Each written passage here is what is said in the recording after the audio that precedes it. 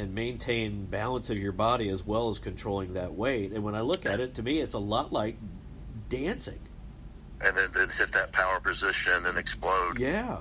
I mean, it's amazing. And again, like I said, man, those guys are just, from the first time I saw Highland Games, I was always a fan. I think actually the first time I saw was the old Ultimate Heavy Athletics. I think it was the old UHA when they used to televise at like 2 a.m. on ESPN. Right. But those guys, I mean, it's just amazing. The athleticism, the strength, the explosiveness. It's just, they're amazing. So, what do you think about them having the Highland Games indoors at the Arnold the past couple of years? Man, I love it. I go over there and watch. Yeah. And, it's like you're walking through the crowd, man. And, I'm just like smiling like ear to ear because you hear these people like talking like, I can't wait to go there and see And I had no clue who these people are. There's years in the crowd. Like, we can't wait to go watch, the caber toss or they're describing something. You realize, hey, they're talking about sheaf and the sheaf toss and stuff. Yeah. But it's so cool for that. How do I put this? Once they put that inside the Arnold, it did so much in my opinion, for the popularity of the sport. Yeah.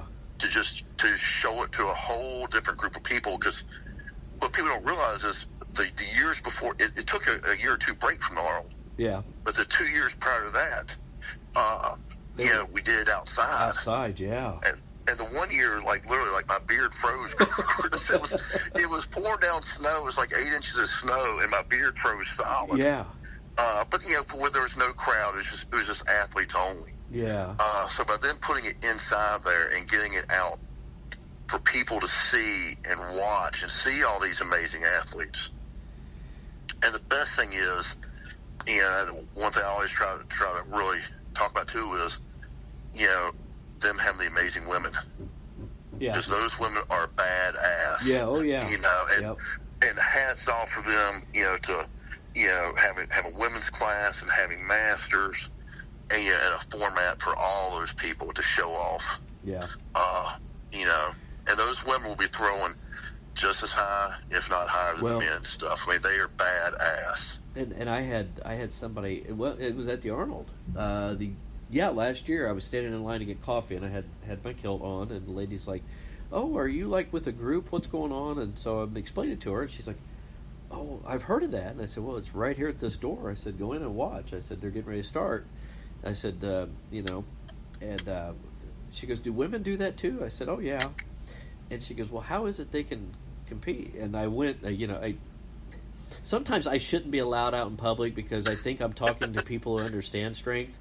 And when I start rattling off science on people, and I said, well, inherently women are stronger through the hips than men, so they have an advantage in a sport like this because they can be more explosive because women typically are a little bit more dominant, and I think they're stronger in their hips than men are in a lot of ways. And she just kind of stood there and looked at me, and I just went, well, I lost you. But I think it has done a lot for the sport, and the crowd draw this past year was a lot bigger than it was the year before when it was indoors. So yeah, I mean it's great. Like so, it gets so many more people, to acknowledge the sport, and and every year more and more people want to do the games and stuff. Yeah, and the great thing is it's also more and more like high end like female athletes. I saw this at Arnold. It looks really cool. Maybe they were there for strong woman, maybe they're for powerlifting, whatever. But they're already involved in strength sports, and to me, that's what you're looking for to get into the games is people with already like a strength or some type of athletic background and stuff. Yeah.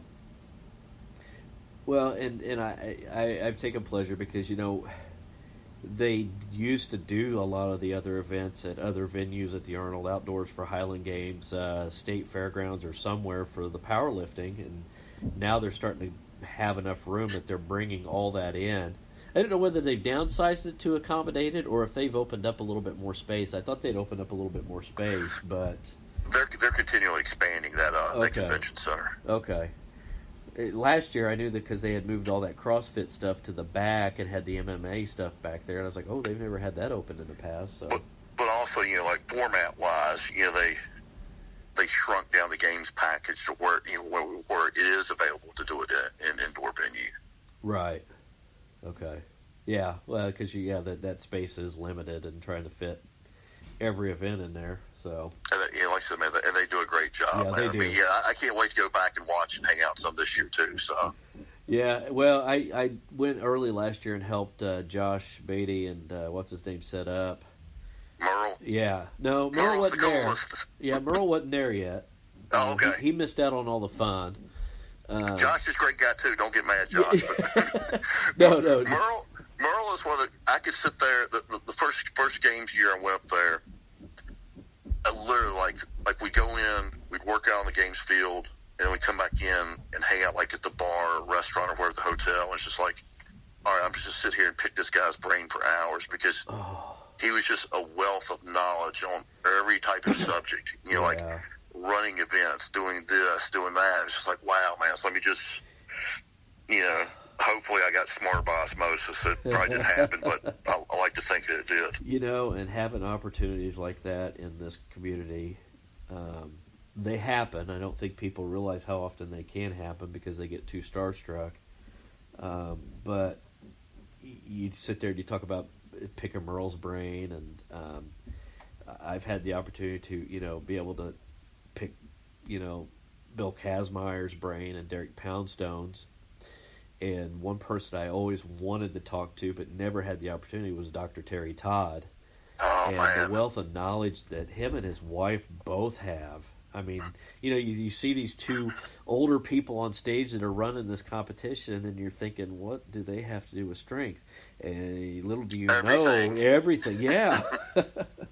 so that, and as you mentioned that, I have to say, when you mention names like Terry Todd and things like that, it's like, wow, man, it's like people. I was like, learn the history of your sport.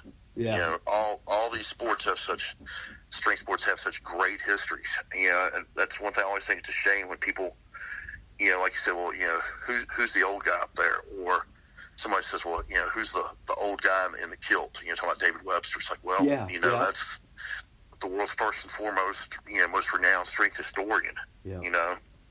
And, and when you have those times to spend time with those people, appreciate it. It's like, this is the, that's because that's probably be like one of the best story times you're ever going to get. Yeah, it is. And the way that I've always tried to look at it is that I want to sit down and know more about this person, not just from a strength aspect, but from a personal level, because then it gives you a better psyche as to their thought process about it all. Oh, no, absolutely. I mean, so, and I think people don't necessarily take it for granted. I just don't think they take advantage of what those conversations can bring to the table, and even some of the friendships they bring. Yeah, kind of on the same subject, and I apologize if I'm bouncing around. No, you're fine. I mean, I have so much respect for all those people that did all this amazing stuff. To make where we're at today such a success. Yeah. And it boggles my mind. It's like, you see someone like Phil Pfister walking through the Arnold, and it's like people don't recognize him. Like, man, it's like that's the first guy to win since Kaz. That's Phil Pfister. Yeah. or to see, Jill Mills, who to me, did so much, for the women's world of strength and stuff. It's like, yep. When I see people like that, I'm still like, just like a fanboy. I'm like, it's like I still respect everything they accomplished and stuff. It's like, man, it's like, yeah, especially with those early strong women. Yep. They did so much to pave the way, for all the huge amounts of success, that women have, in strength sports now and stuff. Yeah. I just think more people should. I really wish more people would just learn the history of things like that. Yeah, and going back to what you said, you don't apologize for bouncing, because I'm doing plenty of that right now during this whole conversation. But you go back to other cultures' versions of the strength sports coming to light in the community. You know, we talk about Highland and Maz, Yeah. and you look around the world, and every culture in one way, shape, or form had its own version of a strength environment. You know, the ancient Rome, ancient Greece. You know, whether it was wrestling, or Yeah, I mean, like the Basque people in Spain, like the Basque stone lifters. yeah. The Oh, that's history of amazing. Scotland and Iceland have with their stones and Yeah. stuff. When we bounce back to like Russia, when we walked into basically it was the equivalent of like their Olympic training center. Uh-huh.